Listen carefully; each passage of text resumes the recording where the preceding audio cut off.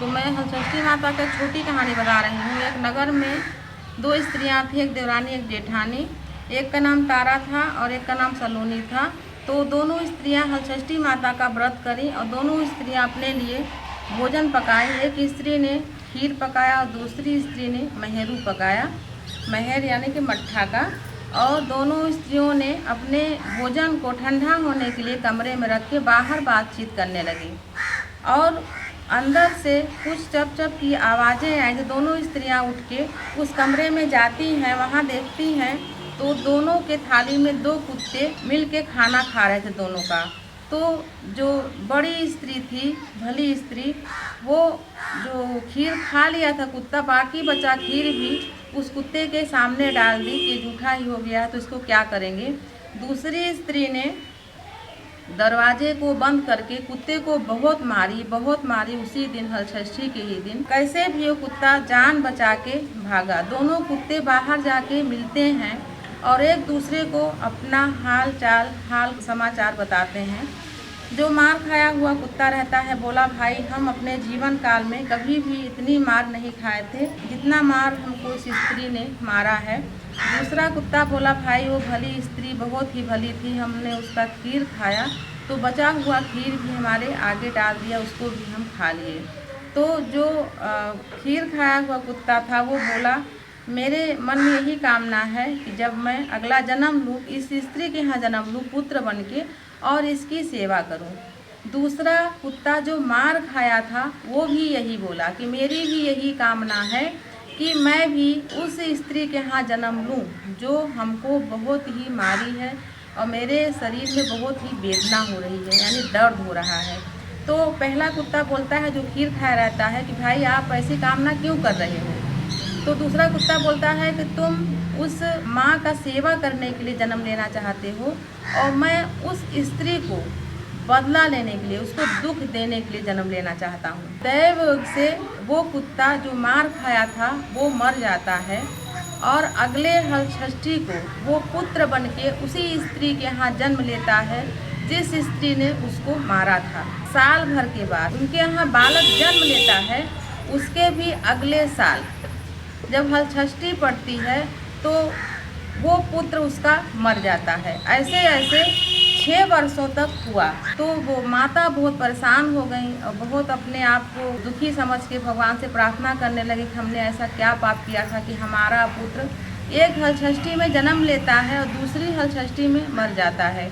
तो ऐसा बहुत दुखी और विनती करने के बाद वही कुत्ता उसको स्वप्न में आता है, स्त्री को जो मार खाया था। बोला कि दुष्ट औरत, तू हमको बहुत मारी और तेरे मारने से ही मेरी मृत्यु हो गई। तो इसी कारण मैं बार बार पुत्र रूप में जन्म लेके और साल भर तेरे साथ रह के और दूसरे साल मर जाता हूँ।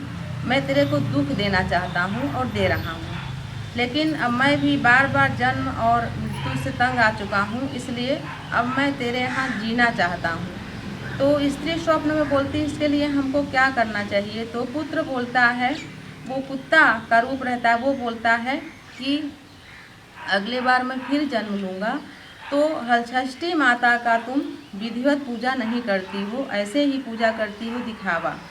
तो विधिवत पूजा करो, यानी कि जो होलिका में जब होलिका दहन होता है उस समय तमाम भाई बहन बालियाँ ले जाते हैं, चना की, जौ की, सरसों की, उसको भून के, कुछ ऐसी पद्धति है, उसको भून के अपने घर में रखते हैं तो वो हलषष्ठी माता को चढ़ाएं।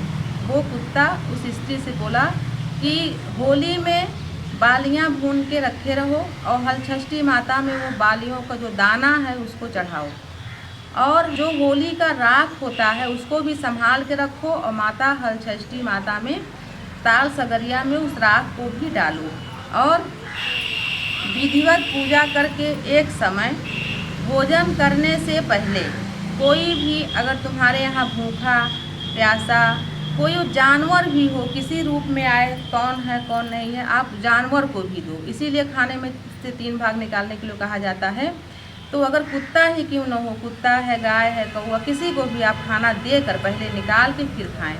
तो वो जो माता हैं, अगली जो हलषष्ठी माता का पूजा आया वो विधिवत होलिका में भुना हुआ बालियाँ रखी थी, चना, जौ, सरसों, ऐसे 6 प्रकार की बालियाँ भून के रखी थी। होलिका माता का जो राग है उसको रखी थी।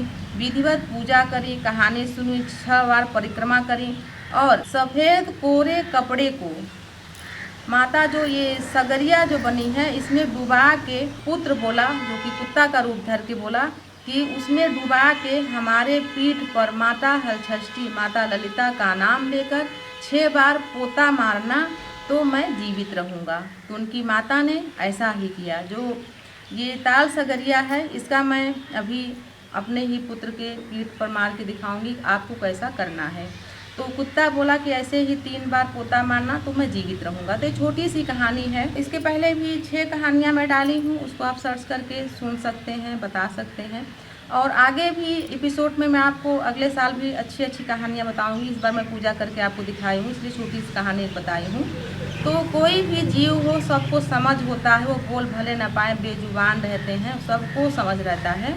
मारने का, स्नेह करने का, डांटने का सब कुछ पता रहता है। तो कभी भी किसी जीव को मारना नहीं चाहिए, उनको बन सके तो जितना सेवा कर देना चाहिए। तो मैं आपको छोटी सी कहानी बताई हूँ। सब्सक्राइब करें हमारे चैनल को आसान जिंदगी और इस बेल आइकन को प्रेस करें इसी तरह के और वीडियोस प्राप्त करने के लिए।